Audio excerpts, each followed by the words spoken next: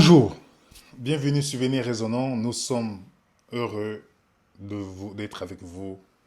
Comme tous les samedis à 14 heures, c'est toujours un privilège d'étudier avec vous, de passer ce moment où nous partageons autour de la parole de Dieu.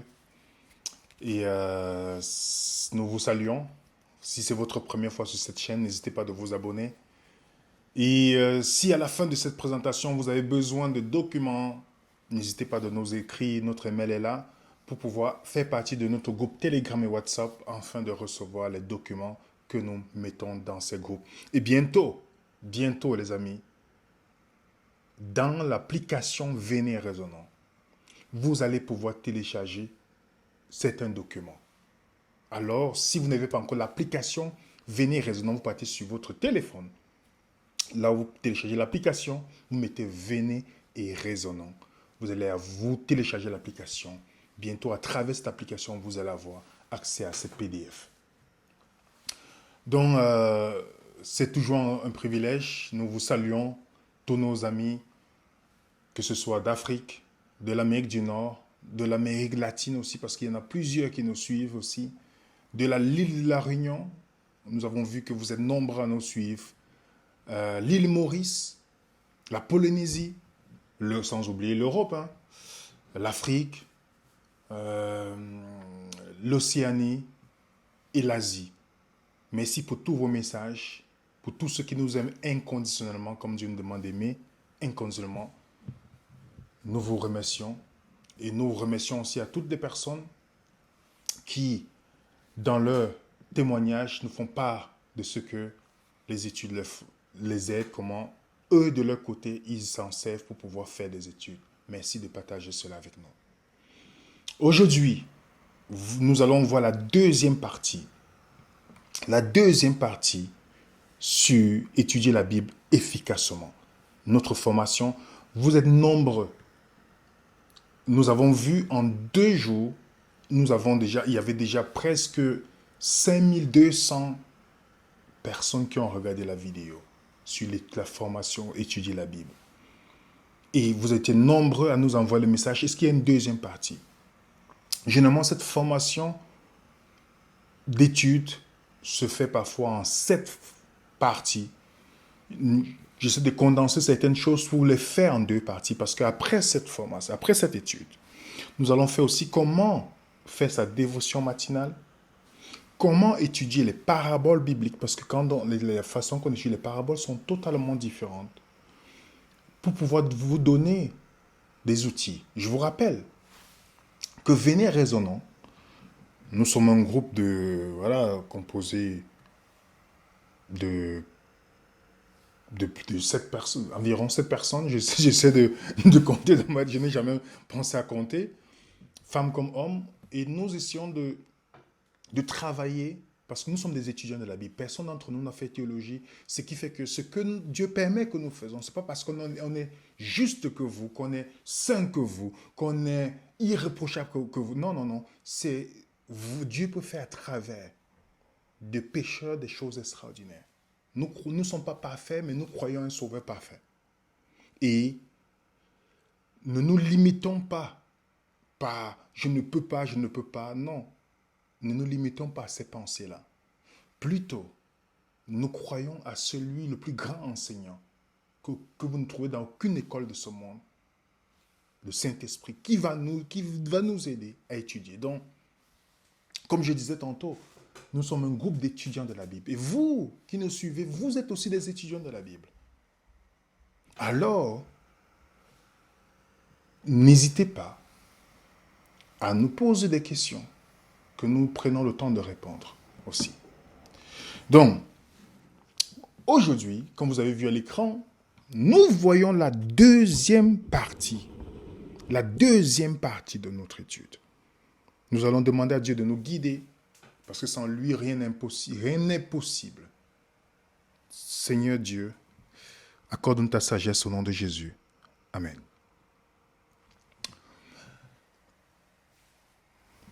Dans Ésaïe 28, au verset 9, il y a un texte qui attire souvent mon attention lorsque je lis ce texte. Quand Ésaïe dit, à qui enseignera-t-il la connaissance? À qui fera-t-il comprendre ce qui est annoncé? À ceux qui sont sévrés du lait, arrachés aux mamelles? Que veut dire Ésaïe lorsqu'il parle de ça? Ésaïe veut dire, à qui Dieu peut enseigner? Lisez plusieurs versions. À qui Dieu peut enseigner? La question est simple. On ne peut pas enseigner à ceux qui sont sur la mamelle, donc ceux qui sont encore dépendants des autres. C'est pourquoi notre Venez Raisonnons est un groupe qui lutte pour que chacun d'entre nous soit indépendant spirituellement. D'où la raison pour laquelle nous mettons gratuitement nos documents. Et on nous dit que à qui Dieu peut enseigner? Dieu peut pas, l'enseignement ne peut pas profiter à celui qui est encore dépendant d'un autre que Dieu. Et nous avons vu que dans Esdras chapitre 7, verset 10, comment Esdras appliquait son cœur à étudier, à mettre en pratique et enseigner au milieu. Donc, il appliquait son cœur à étudier, à mettre en pratique et à enseigner aussi.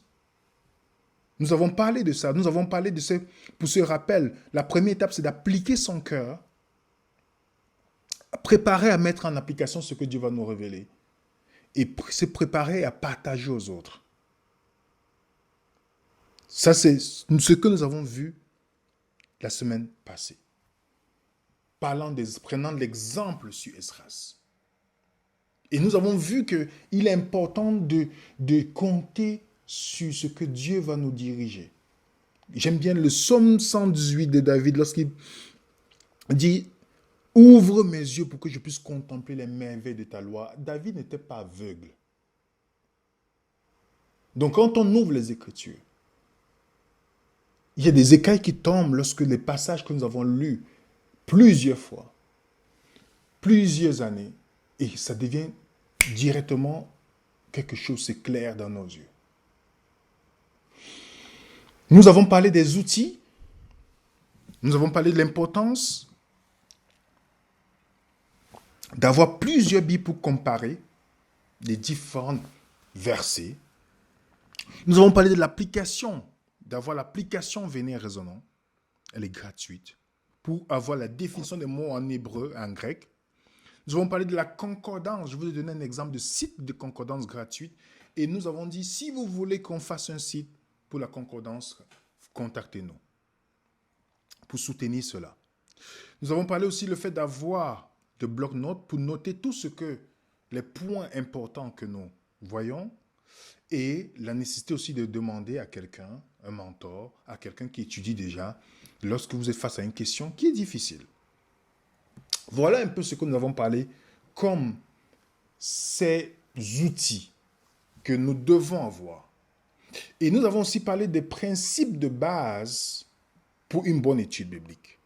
Nous avons évoqué la semaine passée, nous avons parlé du fait, un principe important de 2 ou 3 témoins. On a donné des versets, Deutéronome 19, verset 15, Matthieu 18, verset 16, Deutéronome 17, verset 6, Nombre 35, verset 30, qui dit pour établir un fait, il faut 2 ou 3 témoins. Nous avons encore d'autres versets.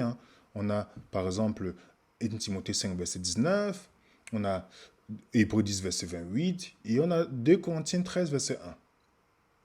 Nous avons vu ensemble que pour établir un fait, il faut 2 ou 3 témoins.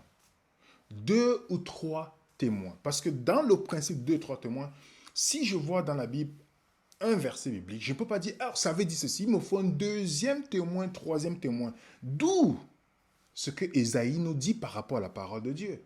Il nous dit, et pour eux, la parole de Dieu sera précepte sur précepte, règle sur règle, un peu ici, un peu là. Dans la règle 2 et 3 témoins, on a donné un exemple. Je prends un peu ici, un peu là, un peu ici, un peu là. Donc, un premier témoin, deuxième témoin, troisième témoin. Donc, il me faut toujours me référer. Ça, c'est d'abord un principe qu'il ne faut jamais oublier. De la même manière, j'ai dit la fois passée, celui qui veut étudier les mathématiques, sur un point peut-être important, il doit se baser sur la formule qui permet de trouver la réponse. Et la Bible te donne, ce n'est pas l'homme qui invente, c'est Dieu qui donne cette formule dans la Bible. La vérité ne s'invente pas, on découvre. Et Dieu donne le principe de 2 ou 3 témoins. Jamais oublier ça, les amis. Il y a une Bible, mais plusieurs dénominations. Il y a 34 000 dénominations parce que les gens prennent un verset biblique et mettent un verset au-dessus des autres. Parce qu'ils n'ont jamais utilisé ce principe. Et ensuite, nous avons parlé du principe de la première mention. Je suppose que vous avez, avec les témoignages qu'on a vus, vous êtes nombreux à avoir fait l'expérience que le principe, la loi de la première mention, c'est le premier endroit où le thème ou le sujet est mentionné dans les Saintes Écritures. Si je veux étudier c'est quoi la grâce, je ne vais pas directement dans Galates ou Éphésiens. Non. Je m'en vais d'abord, là on dit Noé trouva grâce aux yeux de Dieu. C'est quoi la grâce qu'on décrit? Si je comprends ce qui est dans la base, ce sera plus facile. Si je veux comprendre c'est quoi la justification par la foi, je ne vais pas aller dans Éphésiens ou Galates, comme certaines personnes disent, on va aller dans Romains. Non, je vais pas aller dans ces textes-là, parce que on est au niveau du complexe. Je m'en vais d'abord dans le simple pour le complexe. Je vais dans Genèse 3, verset 21, où Dieu a tué un animal pour la peau, un vêtement de peau. Il a couvert un vêtement de peau. Qui? Adam et Ève. J'ai aussi une deuxième référence dans Genèse 15, verset 6. Abraham crut, il fut imputé en justice. Donc, premier endroit où c'est mentionné, ça me facilite de comprendre. Si je comprends cette base, les autres seront faciles. Si je veux comprendre c'est quoi une âme, je ne vais pas aller directement dans 1 Thessaloniciens. Je m'en vais d'abord dans Genèse 2, verset 7. Le premier endroit où c'est mentionné. Donc la loi de la première mention c'est une aide efficace pour éviter de tomber dans la confusion. Donc, quand vous avez un thème que vous voulez étudier, quand vous avez noté ce thème dans votre bloc-notes, posez-vous la question, où est-ce que c'est mentionné la première fois dans la Bible? Ainsi, par la base, vous allez bâtir graduellement en avançant au fur et à mesure. Avec les applications aujourd'hui, avec tout ce que nous mettons à votre disposition par la grâce de Dieu, vous trouvez avec la concordance tous les endroits où c'est mentionné. Et vous commencez à regarder verset par verset. Vous voyez, et vous étudiez ce point, et vous avancez, et ça devient très facile. Si je veux comprendre c'est quoi l'alliance, la première, l'ancienne alliance, je veux d'abord voir où Dieu a parlé, j'ai fait cette alliance avec vous. Je m'en vais étudier c'est quoi l'alliance. Et ainsi, ça me permettra de comprendre au fur et à mesure. Vous voyez? Donc, ça c'est 2, 3 témoins. Loi de la première mention, ça va nous aider, mes amis.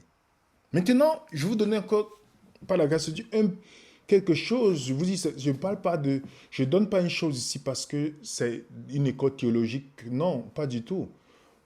Nous sommes des pécheurs à venir raisonnants. Nous partageons notre expérience. De ma petite expérience dans le christianisme, et Dieu a permis que je sois déçu des hommes pour étudier moi-même la Bible.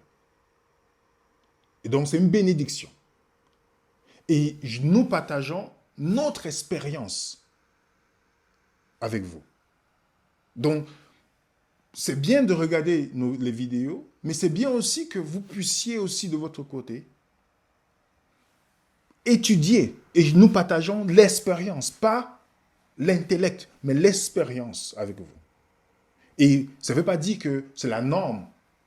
Rien de nous, cette pensée. C'est Jésus qui fixe la norme. Mais nous partageons notre expérience. Peut-être ça peut vous aider à aller plus loin que nous. Ça, c'est oui. Donc, une autre chose que nous allons partager avec vous, c'est les 3 points qui sont importants dans une étude biblique. Après les lois, il y a les lois qu'on a données.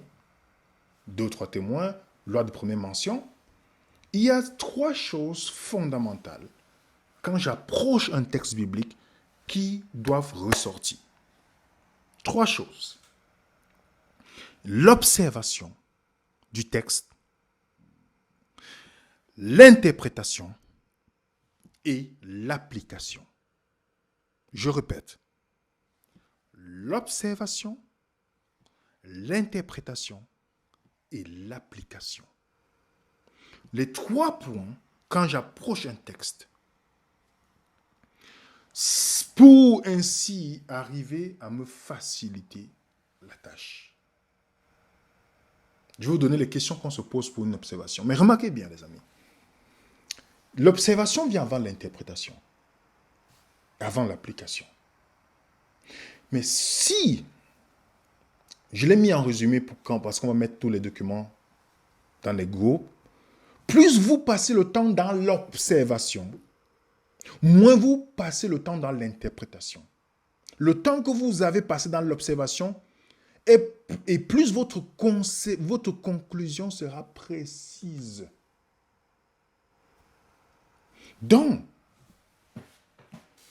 parfois les gens vont très vite et pas sur l'observation du texte et tirent directement une interprétation. Et c'est pourquoi il y a la confusion. Parce qu'on n'observe pas le texte. Quand on vient étudier la Bible, on vient pas avec sa pensée pour introduire dans la Bible. On laisse la pensée de la Bible s'introduire dans notre pensée. Alors, je vais prendre le temps dans l'observation. Donc, la clé pour les autres parties qui viennent, c'est l'observation. Parce que plus vous avez passé dans l'observation, la conclusion sera très simple pour vous et précise. Et nous n'aimons pas passer le temps dans l'observation. D'où parfois les gens, quand vous voyez des questions, des gens, ils vont inverser directement, ils sont dans une conclusion et vous vous posez la question, mais quel est le rapport avec le texte? Parce qu'on n'a pas passé le temps dans l'observation du texte. On a lu, oh, je suis gêné par ce texte, je pose une question. Vous voyez? Donc les gens n'ont pas pris le temps d'étudier, d'observer, de se poser des questions. Parce que la Bible, c'est la parole de Dieu. Donc, lorsque je lis, je dois me poser la question. C'est comme si Dieu me parle. Et ce que je ne comprends pas, je questionne. Et ce qui est dans le christianisme, Dieu n'est pas un concept. C'est une personne. Je vous ai dit l'autre jour, la Bible, c'est le seul livre dont l'auteur est présent lorsque vous l'étudiez. La Bible, c'est le seul livre dont l'auteur est présent lorsque vous étudiez. Donc vous n'êtes pas seul. C'est encourageant, n'est-ce pas? On n'est pas seul. Donc je lis, je me pose des questions. Donc qu'est-ce qu'on peut voir? On peut sortir dans l'observation. Je lis pensivement. Je lis à plusieurs reprises le texte. Je relis le texte plusieurs fois. Plusieurs fois. Ok? Je le lis spécifiquement, donc je me focalise sur le texte qui est devant moi. Je le lis en faisant l'imagination, comme si j'étais présent dans ce moment. Et je le lis d'une manière méditative, en pensant, en réfléchissant sur tout ça. Ok? Voilà les premiers points. On va continuer toujours dans l'observation. C'est quoi lire pensivement? Parce que c'est le côté le plus important à voir. Lire pensivement, c'est se poser des questions. Je note sur mes papiers, sur mes notes. Qui parle? Qui est dans le texte? Qui sont ceux qui sont les acteurs dans le texte que je suis en train de lire? À qui telle personne parle? Ok? Quoi? Quand est-ce que ça se déroule? Où est-ce que ça se déroule? Pourquoi? Et comment? Dans le quoi, par exemple, qu'est-ce qui se passe dans le texte? Qu'est-ce qui se passe dans le texte? Quel est l'événement? C'est quel événement qui s'est déroulé? Quel est l'ordre? Ah, important. Quel est l'ordre de cet événement? Je dis pourquoi? Parce que je peux lire un texte dans l'évangile de Jean. L'ordre de l'événement est donné, par exemple, dans l'évangile de Matthieu. Donc, si je comprends l'ordre de l'événement, en me posant cette question, mais quel est l'ordre pour que je puisse mettre les choses en place? Vous allez voir que je vais aller un peu ici, un peu là, retrouver l'événement qui est parallèle à ça et voir l'ordre. Ça peut déjà dénouer beaucoup de choses comme question. Donc, dans le quoi, quel est l'ordre de l'événement? Qu'est-ce qui arrive aux gens dans ce texte? Quel est le point principal ou l'idée du texte? Qu'est-ce que l'auteur veut communiquer? Qu'est-ce que l'auteur veut communiquer? Vous allez voir par exemple un auteur comme Jean. Jean, ce qu'il veut communiquer, le dit à la fin de son livre. Jean 20, versets 30 à 31. Donc, celui qui veut lire le livre de Jean, étudier le livre de Jean, il ne doit pas commencer par le chapitre 1er. Il doit d'abord commencer par Jean, chapitre 20, versets 30 à 31. Il étudie ça même pendant une semaine. À comprendre pourquoi Jean dit, c'est à ce moment il dit pourquoi il écrit son livre. Et si je comprends pourquoi Jean écrit son livre, je vais commencer à lire avec une autre vision. Le livre de Jean. Vous voyez pourquoi c'est important. Et nous avons dans le où. Vous aurez les notes, les amis. Si je vais vite, pardonnez-moi, on va voir dans les notes qu'on va essayer de mettre par la grâce de Dieu. Où, la question de où. Où est-ce que l'histoire se déroule? Où sont les gens dans l'histoire? Où viennent-ils? Où vont-ils? Voilà les questions qu'on peut se poser en avançant petit à petit. Quand? Quand les événements se produisent? Quand ont-ils lieu par rapport à d'autres événements dans les Écritures? Vous voyez, si j'ai ces questions, en cherchant le puzzle, je vais mettre les choses vont se mettre au fur et à mesure. Pourquoi?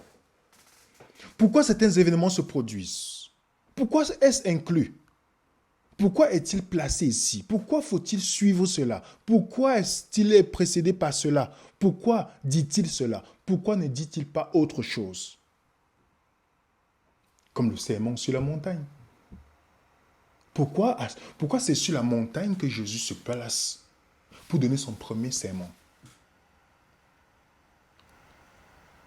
Il y a une raison. Celui qui étudie, ça va dire, Matthieu est en train de vouloir nous montrer Jésus comme le Messie, comme l'accomplissement du Sauveur. Et il vient sur la montagne. Mais on voit qu'il est né, on tuait les premiers mâles. Ses parents ont fui en Égypte. Il est sorti d'Égypte. Et puis il allait dans le désert, 40 jours. Et après, il vient sur la montagne, donner l'explication de la loi. Quand je note, je me dis, mais quel événement se refait à ça? Jésus fait le parcours d'Israël. Il refait le parcours. Parce que le père de Jésus s'appelait Joseph. Il a eu un rêve. Alors quand je lis, je dis, mais il y a un Joseph dans l'Ancien Testament qui a un rêve. Il est amené en Égypte. Et de là, Israël, parce que Jésus c'est le vrai Israël, et qu'est-ce qui se passe? Il sort d'Égypte. Il va dans le désert. On voit 40 années. On voit la montagne. Vous savez que la montagne, c'est là où Dieu a donné la loi écrite à Moïse. Ok? Et Jésus vient sur la même montagne expliquer. Vous allez voir qu'il y a deux montagnes dans l'Ancien Testament qui sont les deux montagnes qui sont clés dans l'histoire de l'Ancien Testament. Vous allez voir qu'il y a deux montagnes qui sont clés dans l'histoire de Jésus. Une montagne où Dieu donne la loi, Jésus explique la loi dans le sermon sur la montagne. Une montagne où il doit être sacrifié. Nous avons vu une présentation là-dessus, les deux montagnes. Vous pouvez voir la présentation. Donc, c'est très important de se poser certaines questions. Ça facilite. Là, les puzzles commencent à se... Ok, d'accord, je comprends pourquoi. Vous voyez? Dans la montagne, sur la montagne, le sermon sur la montagne, Jésus prononce 9 bénédictions. Et ce qui était prévu dans le livre de Deutéronome que sur cette montagne-là devaient être présentées 9 bénédictions. Est-ce que la Bible est un hasard? Non. Vous voyez? On a d'autres questions. Comment? Ok, ça c'est plus tard, on va voir plus tard. Lorsque je pense sur le texte, j'écris les choses que... Vous écrivez les choses que vous avez apprises sous la forme d'esquisse. Vous écrivez, vous recoupez les questions qui n'ont pas été répondues dans le passage. Vous réécrivez le passage dans vos propres mots. Et de comparer différentes versions afin d'obtenir la meilleure compréhension. Vous relisez le passage en différentes versions pour aider à trouver les réponses.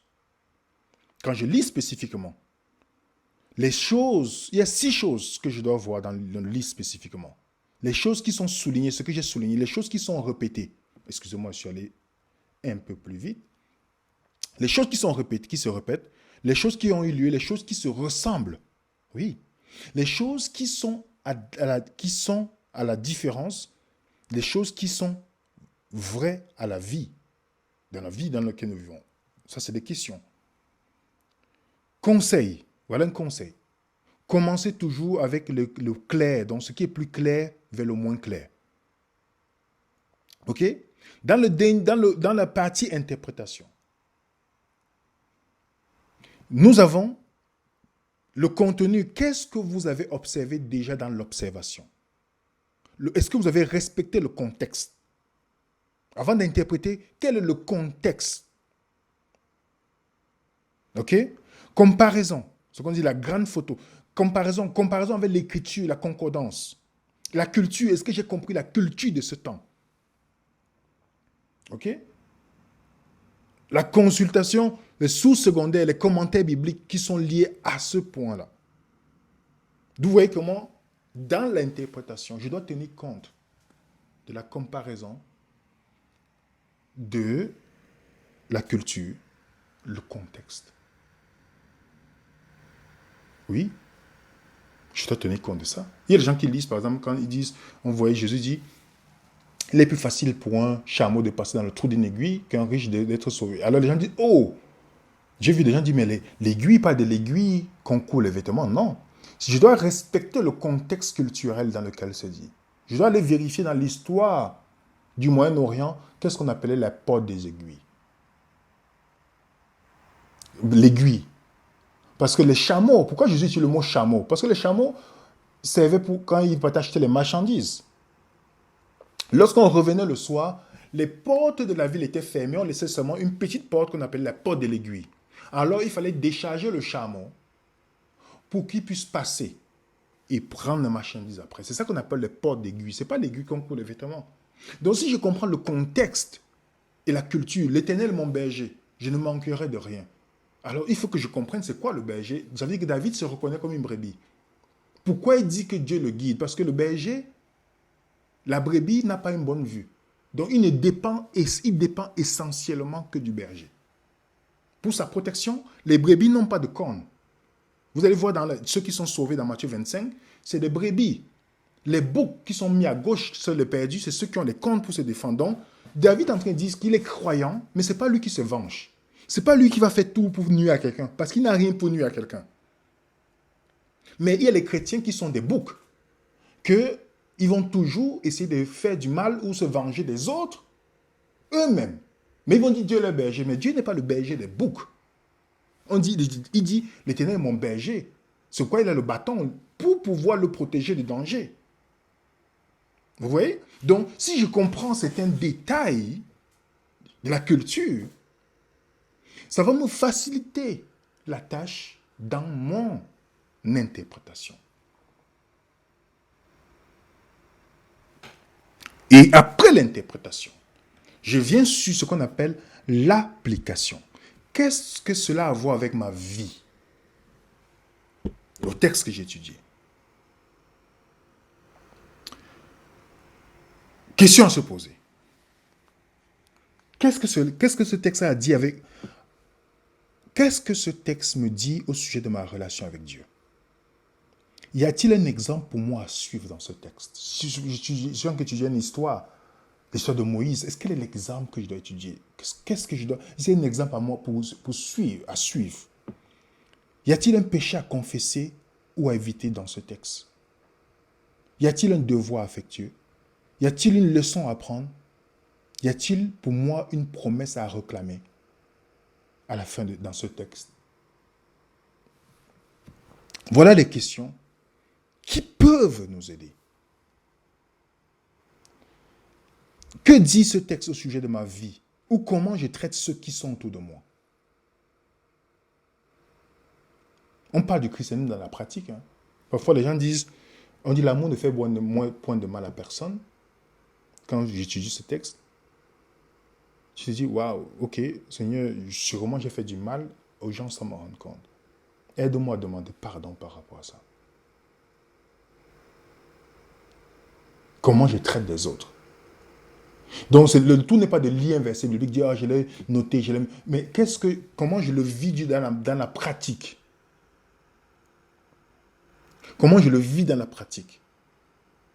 Parce que dans la pratique, c'est que ma foi s'exerce.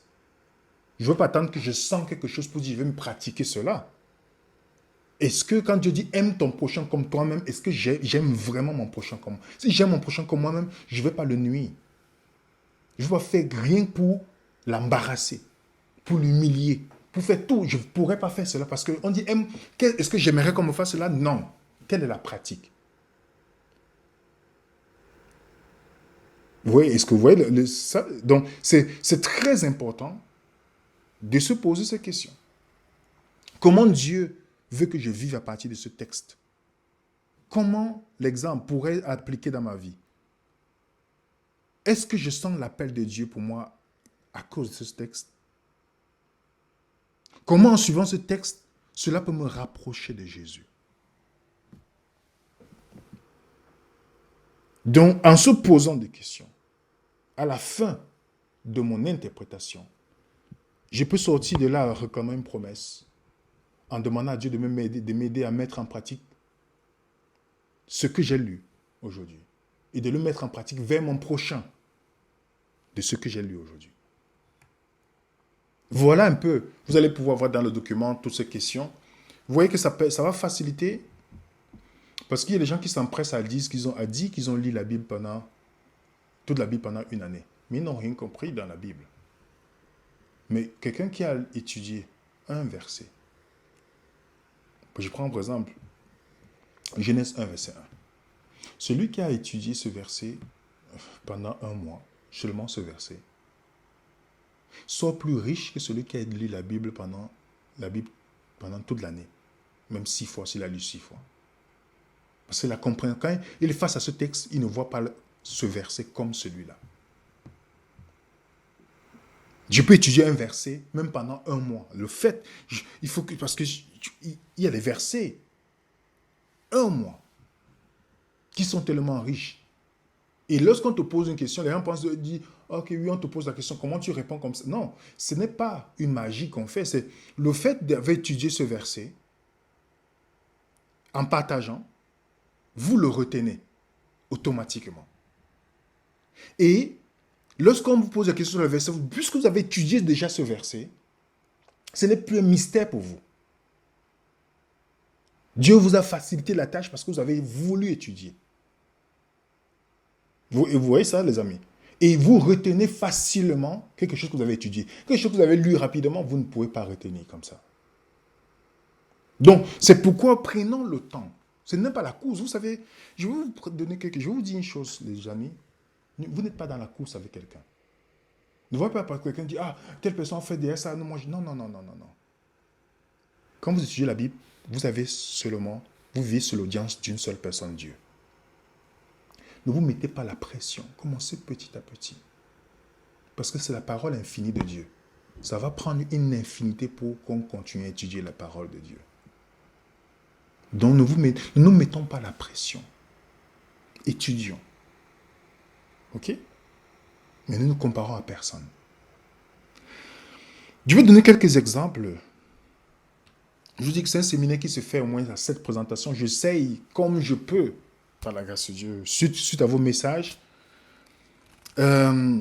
Quelques exemples.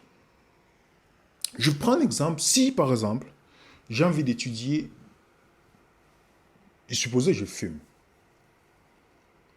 Je ne fume pas, il est supposé que je fume. Et je suis en train de m'interroger. Je lutte avec ce péché. Je me dis, mais qu'est-ce que Dieu se dit sur la cigarette? S'il n'y a pas le mot cigarette dans la Bible. Je vais aller par un principe analogique. Je vais donner un exemple tout à l'heure. Qui va me permettre de voir que la cigarette n'est pas une bonne chose pour moi dans la Bible.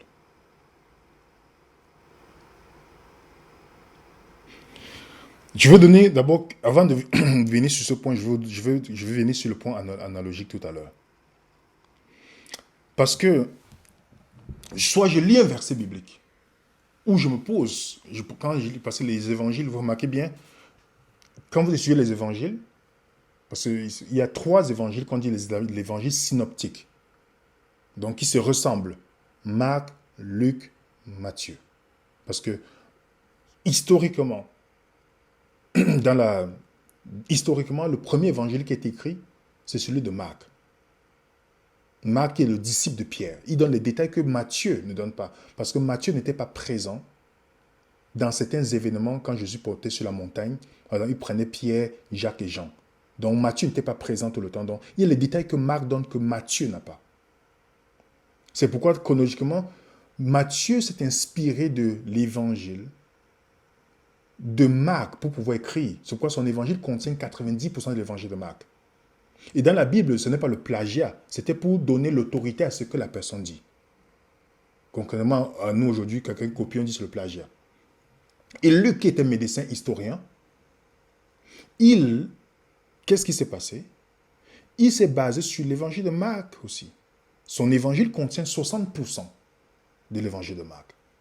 Tandis que l'évangile de Jean contient seulement 30% de l'évangile de Marc. Et vous allez voir, les buts sont différents. Donc, quand je lis Marc 6, 31, qui dit pourquoi il y avait les allées et venues à ce moment. Je cherche dans l'évangile synoptique l'histoire. Jean me donne un détail, que c'est parce que c'était la Pâque. La Pâque, il y a beaucoup de gens qui venaient dans la ville. Vous voyez que si je comprends qu'il y a les histoires parallèles dans la Bible, je vais répondre parce que je me dis, mais pourquoi il y a beaucoup des allées et venues ici? Jean me donne le point. Pardon, Matthieu 8, verset 14 à 17. Pourquoi ont-ils entendu le soir? Ils ont entendu le soir pour aller voir Jésus pour être guéri. Pourquoi ils ont entendu le soir? Pourquoi ils ne sont pas partis directement voir Jésus? On lit ce texte, on dit, mais pourquoi ils ne sont pas allés voir directement Jésus? Marc te donne le détail. Parce que c'était le sabbat. Et que celui qui prenait, c'était après le coucher du soleil qu'ils ont décidé d'aller voir Jésus pour guérir. Pourquoi les disciples ne racontent pas l'événement extraordinaire qu'ils ont vu? Pourquoi ils ne racontent pas? Ils donnent le détail. Parce que Jésus leur a donné l'ordre de ne pas dire cela. Jusqu'à ce qu'ils soient ressuscités. Ça, c'est des petites questions. Quand je lis l'évangile, quand j'arrive quelque chose, mais pourquoi il y a quelque chose qui est incomplet ici? Je ne comprends pas pourquoi l'histoire. On a vu l'autre fois que Jésus arrive, il demande à Philippe, Philippe, où est-ce qu'on achète le pain ici? On a vu ensemble la semaine passée que quelqu'un qui lit cela va dire, mais pourquoi? Il y a des gens qui vont lire seulement, ils vont penser que c'est normal que Philippe. Mais la raison pour laquelle Jésus demande à Philippe à Pierre, c'est parce que Philippe était de Bethsaïda. Donc, il connaît le coin. C'est comme si vous vivez à Montréal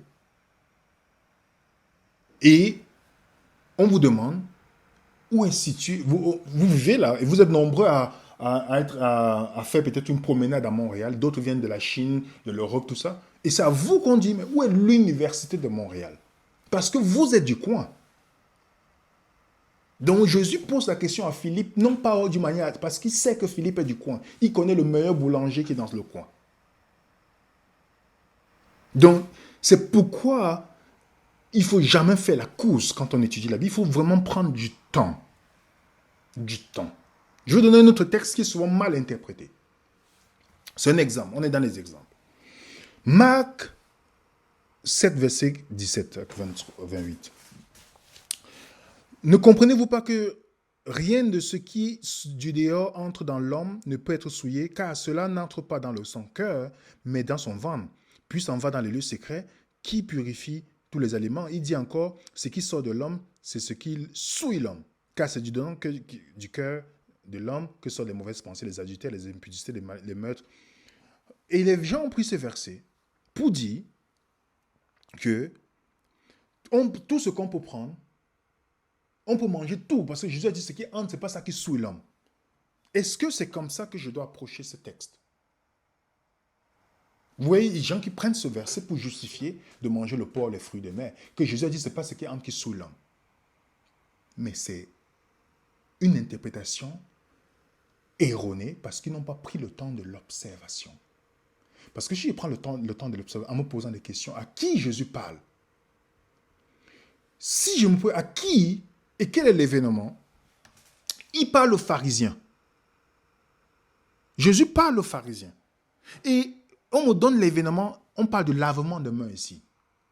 Et la question qui va venir directement dans l'observation, quand je sais que c'est qui les pharisiens, les scribes, est-ce que les animaux impurs faisaient partie de l'alimentation des pharisiens?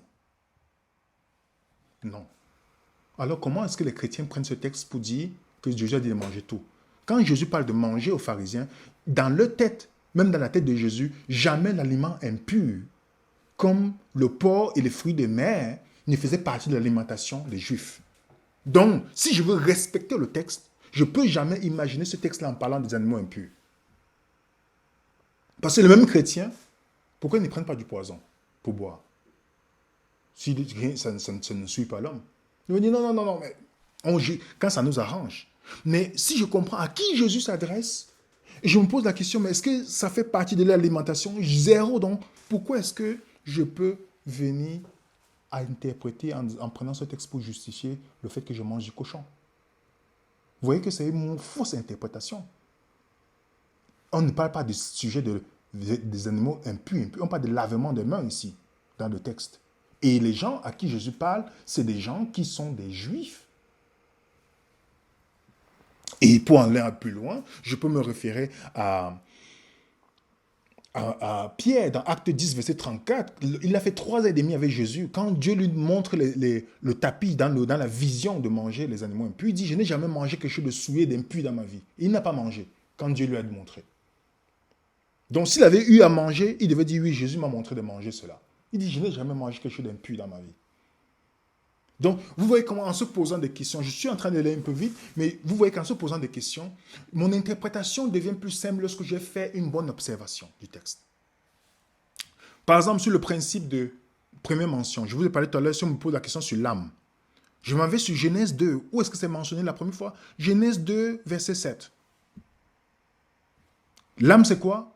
Le corps plus le souffle, l'esprit de Dieu. L'esprit que Dieu a soufflé. Et la question est résolue. Tout de suite, la question est résolue.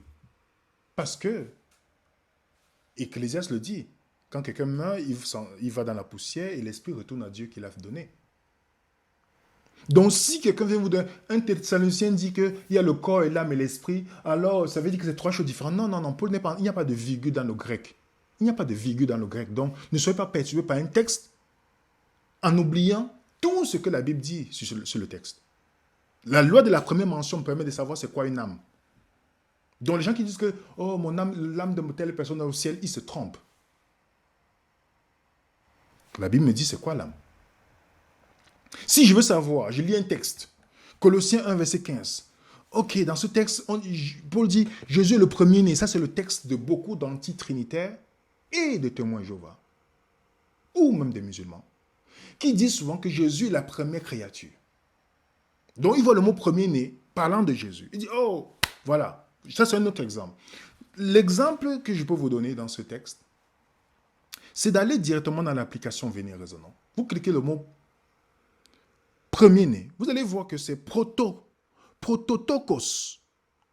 Prototokos veut dire premier dans l'ordre. Premier dans l'ordre. OK? Parce qu'il y a 2 mots pour parler de premier-né dans le grec. Prototokos, qui veut dire le premier dans l'ordre, et protokistos, qui veut dire la première créature. Paul n'a jamais mentionné Jésus comme une première créature, dans le sens Dieu l'a créé. S'il avait dit cela, il devait utiliser protokistos. Et maintenant, dans la loi de la première mention, je vais aller chercher dans la Bible les endroits où on parle de premier-né. C'est cité 85 fois dans l'Ancien Testament. Je commence à voir plusieurs versets. Parfois, on parle tellement de généalogie, mais je commence à voir où il y a le premier ordre. Nous avons Exode 24, verset 22, où Dieu dit, « Dis à Pharaon, Israël, ainsi Israël, mon premier-né. » Si on veut se référer à Jacob, qui est son nom, c'est Israël, est-ce que Jacob est le premier qui est sorti du ventre de sa mère? Non, c'est Ésaü. Mais Jacob a pris l'ordre dans l'héritage parce que l'autre a péché. Donc on parle d'ordre ici et non de la première venue. Parce que s'il fallait donner l'héritage, c'était Ésaü. Mais il a perdu son droit d'aînesse, d'ordre. Donc quand Adam, le premier Adam, comme Ésaü, a perdu son droit d'aînesse par l'alimentation, l'autre la lentille, l'autre le fruit, ils ont perdu le droit d'aînesse. C'est pourquoi Jésus vient comme le dernier Adam, donc comme Jacob, supplanteur, qui vient à la place de l'autre. Il vient récupérer l'ordre que l'autre a perdu pour ainsi, par lui, les autres soient bénis. C'est dans ce sens-là. On a un autre exemple. Dans 1 Chronique 5, verset 1 à 2, on parle que Joseph est le premier-né de Jacob. Est-ce qu'il est le premier-né? Non. On explique dans le texte que Ruben a perdu son droit. Il n'a plus le droit d'aînesse. C'est Joseph qui devient le premier-né. On a l'exemple de Psaume 89, où on nous dit, parlant de David, c'est un psaume qui parle de David, que David est le premier-né. Est-ce que David est le premier à ses parents? Non, il était le dernier. Mais dans l'ordre de l'héritage, c'est lui maintenant qui est à la tête. Vous voyez comment c'est très facile lorsque je veux laisser la Bible. Je ne veux pas dire, oh, premier-né, dans ma pensée du 21e siècle, alors premier-né, c'est celui qui est le premier qui vient. Non, vous avez même un exemple simple. Quand on dit première dame des États-Unis, première dame de France, première dame, peu importe du pays que vous êtes, est-ce que c'est la première dame qui existait? Non, c'est à cause de son autorité. C'est dans ce sens-là, les amis. L'étude par analogie dont j'ai dit tantôt, que vous posez la question sur la cigarette, vous vous posez la question, ok, je dois fumer ou pas, je ne sais pas, ok, la Bible ne parle pas des cigarettes, je parle par analogie. Qu'est-ce que mon corps? Mon corps est le temple de Dieu. Est-ce que dans le temple, on pouvait entrer avec le feu étranger? Non. On a vu ceux qui sont venus avec un feu étranger dans le temple et qui sont morts. Donc, par conséquent, je ne peux pas mettre du feu étranger dans ce temple. Un autre exemple de l'étude par analogie, c'est sur la divinité de Jésus. Vous savez, beaucoup de gens remettent en question, Jésus est créé, ils prennent des textes hors de ce contexte, ils veulent montrer que Jésus est une créature lointaine. Ça n'a pas de sens. Par l'étude analogique, tu facilites la tâche. Quand je commence à me poser la question, parce que j'ai fait une étude là-dessus, totale, je pars par l'analogie, je regarde les attributs de Dieu. Quels sont les attributs de Dieu? Si je trouve les attributs de Dieu, je vais voir si Jésus entre dans cet attribut-là. Parce qu'aucun être humain ne peut avoir les attributs de Dieu. Alors, je vais dans...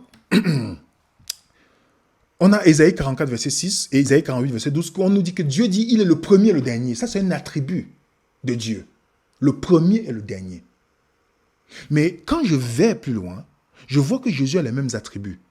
Plusieurs fois dans le livre, Apocalypse chapitre 1, verset 17 à 18, et Apocalypse chapitre 22, verset 17 à 18, le premier et le dernier, je suis l'alpha, l'oméga, il a les mêmes attributs que Dieu. Un humain ne peut pas l'avoir. Une créature ne peut pas l'avoir. La gloire de Dieu, par exemple. Dans Ésaïe 42, verset 8 et Ésaïe 48, verset 11, Dieu dit, je ne donnerai ma gloire à personne. Mais nous voyons dans Jean 17, verset 3 à 5, où Jésus dit, de la gloire que j'avais auprès de toi, avant que le monde ne fût. Donc Jésus partage la gloire de Dieu. Donc quand il dit ne donne pas la gloire à personne, il ne va pas donner à un être humain. Mais Jésus avait été déjà, au commencement était la parole était avec Dieu. Ok? Un seul sauveur. La Bible, l'Ancien Testament, dans la tribu de Dieu dit, hors de moi, il n'y a point de sauveur. Ésaïe 43, verset 11. Ésaïe 45, verset 21. Je suis le seul Dieu qui sauve. C'est clair. Est-ce que Jésus a ses attributs? Oui. Acte 4, verset 12. Il n'y a de salut dans aucun autre nom sur le ciel que le nom de qui? On sait que c'est le nom de Jésus. Jésus qui est notre sauveur, lorsque la bonté de Dieu est de Dieu notre sauveur. Donc, un seul sauveur. Un seul sauveur. Vous voyez que par analogie, je peux arriver en me disant, ok, d'accord, la Bible, l'Ancien Testament me dit qu'il n'y a qu'un seul rocher. Dieu dit, je suis le seul rocher. Et Jésus dit, sur ce rocher, je bâtirai mon église. Il ne parle pas de Pierre. Il dit, Pétros, sur ce Pétras, le rocher. Je bâtirai mon église. Le rocher, c'est qui? 1 Corinthiens 10, verset 4. Ils ont bu sur un rocher qui était le rocher qui était Christ. Donc Jésus partage les mêmes attributs de Dieu.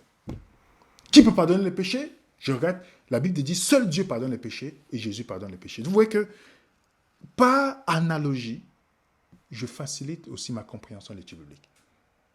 Un dernier point que je vous conseille de regarder cette vidéo, c'est sur les dimensions de l'étude biblique.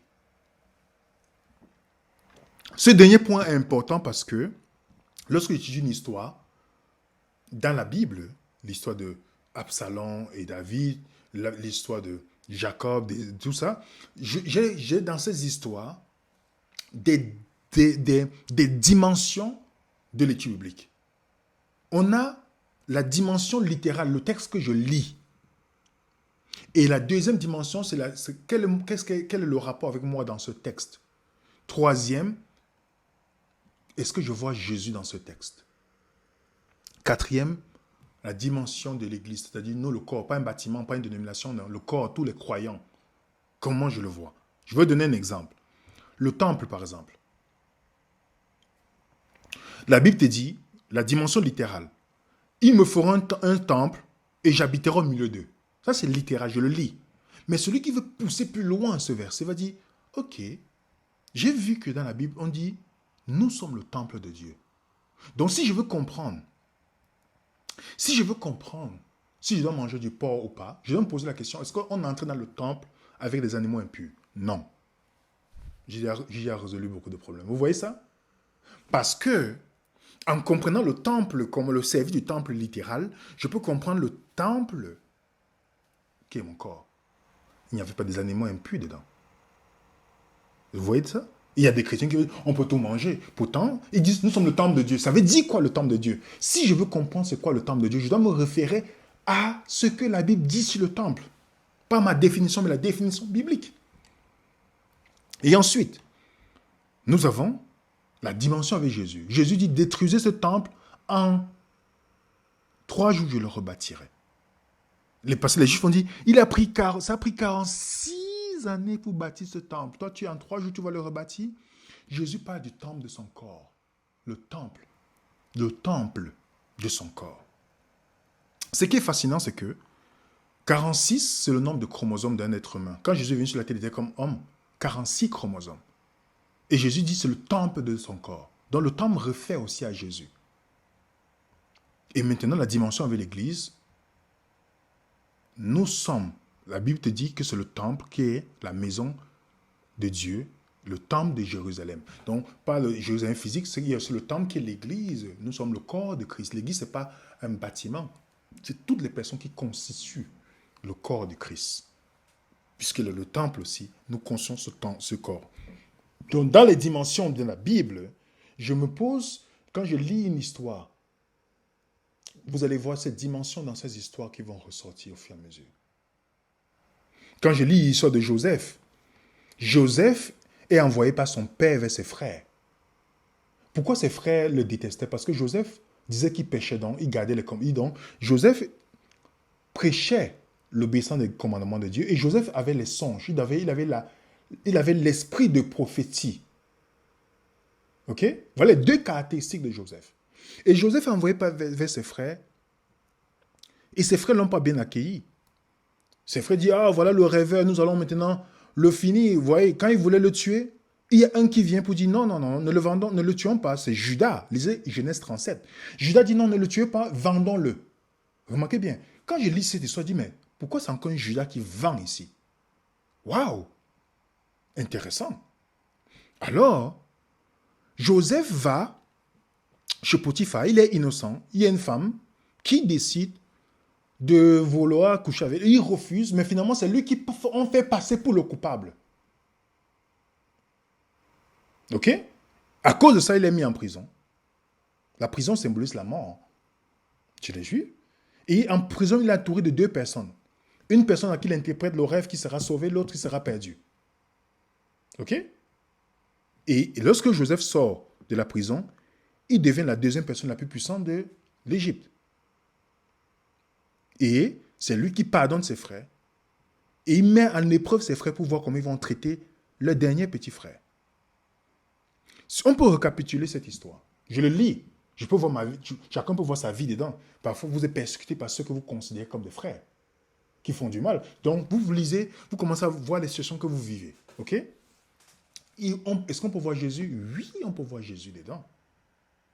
Jésus a été vendu par qui? Il est le fils bien-aimé. Son père lui a donné une tunique. Est-ce qu'on n'a pas tiré au sort la tunique de Jésus comme on a fait pour Joseph? Oui. Qui a vendu Jésus? Judas. Qui a vendu Joseph? Judas. On voit les liens, n'est-ce pas? Jésus était trahi par qui? Par une femme. Il est mort. Joseph était en prison. Jésus sur la croix. Il était entouré de 2 personnes. Joseph en prison était entouré de 2 personnes. Il interprète le rêve d'une personne. Tu seras sauvé dans 3 jours. L'autre sera perdu. Et Jésus sur la croix, il y a un qui sera sauvé et l'autre qui sera perdu. Et quand Jésus ressuscite, il reprend la place d'autorité dans le ciel. 2e personne. N'est-ce pas? Voilà un exemple. Et Jésus, dans Matthieu 25, il va voir comment, il dit, à vous, la manière que vous avez traité ce petit Samoa que vous l'avez fait, c'est la même manière que Joseph a mis en épreuve les autres pour voir comment il devait traiter Benjamin, le plus petit. Et il les a pardonnés. La dimension avec l'Église. Quand vous étudiez le livre d'Apocalypse chapitre 3, vous remarquez bien, après chapitre 3 et après chapitre 12, la dernière étape de l'Église, de l'Odyssée, quand on dit le peuple du jugement, l'Odyssée, il ne parle pas d'une dénomination ici, l'Odyssée, la dernière étape, cette Église a 2 caractéristiques. Ce qu'on dit, c'est ici la persévérance, non, pas ce, après chapitre 12, verset 17, le dragon fut irrité contre la femme, il fit la guerre contre la femme, et au reste de sa postérité, ceux qui gardent les commandements de Dieu et qui ont le témoignage de Jésus. Et plus loin, dans Apocalypse 19, on dit le témoignage de Jésus, c'est l'esprit de prophétie. Remarquez bien que l'Église, les croyants de la fin des temps, auront ces caractéristiques. Donc, le corps de la fin aura ces caractéristiques. Pourquoi? Il y a une raison, parce que la bête, la petite corne, change 2 choses. La petite corne change les 10 commandements de Dieu. On dit, elle est dans Daniel 7, verset 25, elle espéra changer les temps et la loi. Les gens pensent se focaliser sur la loi, mais les temps prophétiques. D'où le peuple de Dieu de la fin des temps doit garder les commandements de Dieu. Pas pour être sauvé, mais ils garderont les commandements de Dieu. Et auront aussi le don d'interprétation de la prophétie, de temps que la petite qu'on a changé avec le prétériste et le futuriste. Donc, ça c'est un autre détail. OK? Mais vous voyez que, regardez toute la vidéo sur les dimensions de la Bible. Ça c'est quand on étudie les histoires. Quand j'étudie un texte, je me pose des questions. J'étudie un thème, je me pose des questions. Comme on a dit tout à l'heure, lors des premières mentions, 2 ou 3 témoins. Mais quand j'étudie une histoire dans la Bible, je dois tout me poser la question, il y a quoi dans cette histoire? L'histoire d'Absalom et David. C'est l'histoire de Lucifer et de Jésus. Si vous l'étudiez, ça vous allez voir. Si vous voulez, faites l'expérience. Absalom et Satan, c'est les 2 personnes qu'on a dit qui n'avaient pas de défaut sur leur corps. Lisez, vous allez voir. Donc ça attire l'attention, dit, ah ok, je vais étudier cette histoire. Ça m'explique comment la rébellion a commencé dans le ciel et comment Dieu a supporté la calomnie. Et à la fin, est-ce que c'est Jésus qui a tué Absalom? C'est David qui a tué Absalom? Il s'est auto-détruit. Quand on étudie ça, c'est très intéressant. Il y a la création, quand je lis un texte.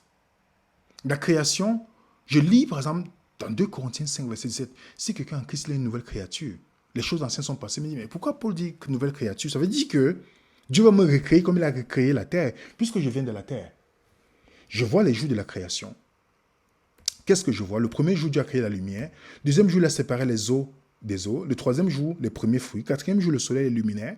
Cinquième jour, le poisson, les animaux de mer. Sixième jour, l'homme créé à l'image de Dieu. Le septième jour, le sabbat.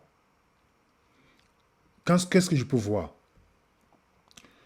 Jésus est la lumière du monde. Jésus est l'eau de vie, deuxième jour. Jésus est les prémices, il restait le troisième jour.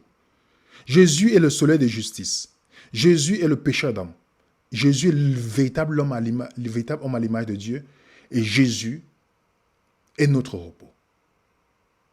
Ma dimension avec moi, le premier jour que je suis venu vers Dieu, j'étais dans une terre informe et vide. Et Dieu me donne la lumière. Deuxième jour, il me sépare les eaux. Les eaux symbolisent les peuples. Il me sépare des gens qui ne peuvent pas m'aider spirituellement. Troisième jour, je commence à porter les fruits. Quatrième jour, je deviens une petite lumière pour diriger les gens vers la grande lumière qui est Dieu. Cinquième jour, je deviens pécheur d'âme. Je commence à parler de Jésus autour de moi. Sixième jour, c'est-à-dire dans mon processus, c'est pourquoi c'est un processus, Dieu me donne la domination sur... Quand vous voyez les animaux dans la Bible, le mot animal veut dire appétit. Il me donne la domination sur mes appétits en changeant mon alimentation. C'est pourquoi le sixième jour, il y a une alimentation qui est là. Septième jour, je vais entrer dans son repos, le millénaire qui est prévu pour nous. Ça, c'est un autre exemple. Et je vous conseille de voir la vidéo que j'ai faite sur les dimensions de l'étude biblique. Vous allez voir que toute la Bible que vous voyez là, toute la Bible, c'est un ordre incroyable. Parce qu'on est à presque une heure là. C'est un ordre incroyable, les amis. Dieu n'a pas... C'est pourquoi celui qui doute de la Bible, c'est parce qu'il n'étudie pas. Tous ces livres sont mis sur un bus, un message, un message qui suit l'autre. Regardez cette vidéo-là. Vous verrez, les amis. Donc, est-ce que vous voyez que, pour récapituler, on a plusieurs outils pour nous. Si je veux étudier la Bible, je dois passer par l'observation avant l'interprétation. Une observation me donne une bonne interprétation. Et l'application, quel est le rapport avec les questions que vous allez voir sur le document. Et si je veux utiliser un thème, je dois me référer à la première mention pour me faciliter la tâche. Une fois que j'ai la première mention, je peux aussi regarder l'analogie, pas le parallèle, parce que le parallélisme existe dans la Bible. Quand vous voyez le livre de Proverbes, c'est tout les parallélismes. Donc, je ne regarde pas le parallèle si j'ai la même chose. Et maintenant, quand je lis les histoires dans la Bible, je dois toujours me dire, dans cette histoire, il y a Jésus dans cette histoire, il y a les dimensions. Ça, c'est une autre façon d'étudier. Donc, dans chaque texte que je lis, il y a des dimensions que je ne peux pas seulement m'arrêter à la surface du texte que j'ai lu de l'histoire.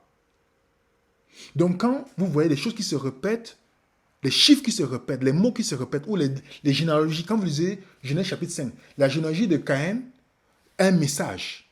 La généalogie de Seth a un message. On a déjà vu dans des vidéos. Vous avez dit, waouh!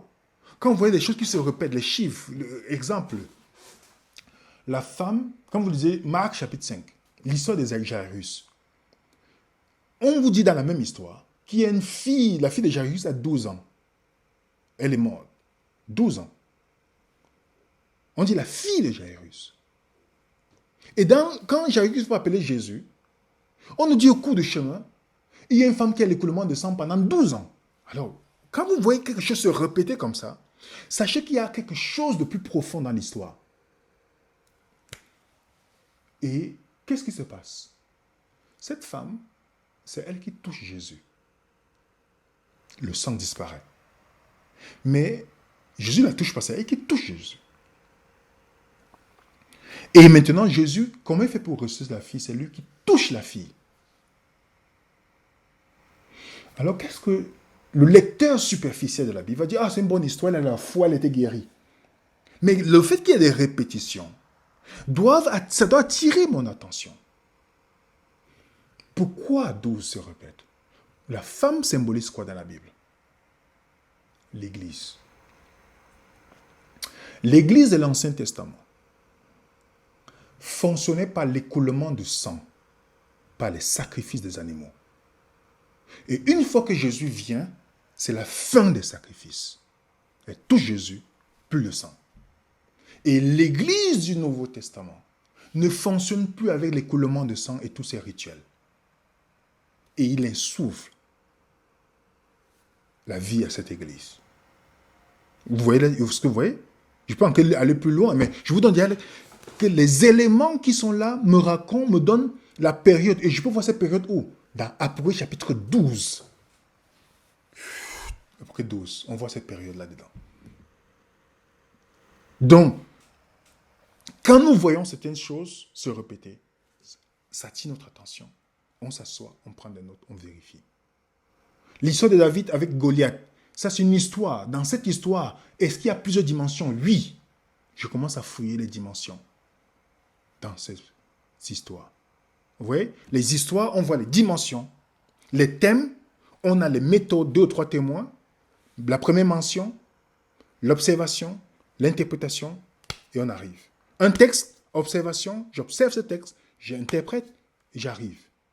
OK? Voilà. Ces points-là.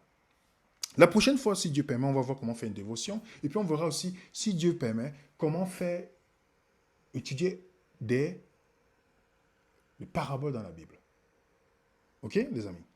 Je pense qu'on a déjà pris pas mal de temps. Nous vous remercions déjà pour votre patience que vous avez pris, la patience que vous avez eu à notre égard, parce que je n'aime pas faire plus d'1 heure quand je fais une étude. Mais il y a beaucoup à partager. J'ai encore beaucoup de choses dans le document que je dois partager avec vous, mais le temps nous incombe. Mais ne vous inquiétez pas, par la grâce de Dieu, vous avez déjà les outils. Et si vous avez quelques questions par rapport à ça, que vous avez besoin de quelques détails que vous n'avez pas compris, n'hésitez pas à nous tenir informés lors de nos questions-réponses. Inutile de poser la question sur les commentaires de cette vidéo, parce que ce n'est pas là où on fait les débats ou les échanges. Vous nous posez la question simplement par email. Le mercredi, on va vous expliquer s'il y a des choses que vous n'avez pas comprises là-dedans. Et nous vous donnons rendez-vous sur Zoom tout à l'heure à 16h. Dans le Zoom, on a l'occasion de souvent d'échanger, vous posez vos questions, vous dites ce que vous pensez, et ça nous fait plaisir de pouvoir partager avec vous. Donc, merci encore pour le temps que vous avez pris. Merci pour ceux qui nous soutiennent. Vous avez notre email. Si vous voulez soutenir cette œuvre, vous avez notre email. N'hésitez pas aussi à mettre un coup de pouce et partager la vidéo. N'hésitez pas à télécharger une fois que ce sera dans le groupe Telegram et Instagram, je voulais dire Instagram, le groupe Telegram et WhatsApp. Donc, au nom de l'équipe, nous remercions d'abord Dieu pour cette plateforme qui nous permet de partager. Nous remercions le Seigneur pour sa bonté qui fait à travers des serviteurs inutiles que nous sommes. Et nous vous donnons rendez-vous à 16h. Et nous vous souhaitons une très bonne après-midi, bonne journée pour certains et bonne soirée pour d'autres. Que la paix du Seigneur soit avec vous. Et à très bientôt sur Venez Raisonnons. Bonne soirée. À bientôt. Au nom de l'équipe Venez Raisonnons. Tout à l'heure à 16h sur notre site.